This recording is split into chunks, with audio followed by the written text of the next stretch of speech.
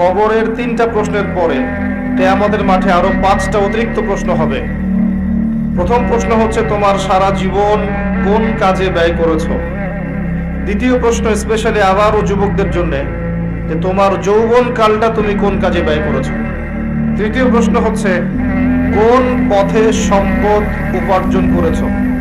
4 number, কোন পথে সম্পদ ব্যয় করেছো। আর 5 নাম্বার হচ্ছে ইলম অনুযায়ী আমল করেছিলে কিনা। এই 5টা প্রশ্ন স্পেশালি কিয়ামতের মাঠে করা হবে প্রত্যেক ব্যক্তিকে। এর উত্তর না দেয়া পর্যন্ত কোনো মানুষ এক পা সামনে যেতে পারবে না, এক পা পিছনেও আসতে পারবে। কবরের 3টা প্রশ্নের পরে কিয়ামতের মাঠে আরো 5টা অতিরিক্ত প্রশ্ন হবে। প্রথম প্রশ্ন হচ্ছে তোমার সারা জীবন কোন কাজে ব্যয় করেছো। দ্বিতীয় প্রশ্ন স্পেশালি আবারও যুবকদের জন্য, যে তোমার যৌবন কালটা তুমি কোন কাজে ব্যয় করেছো।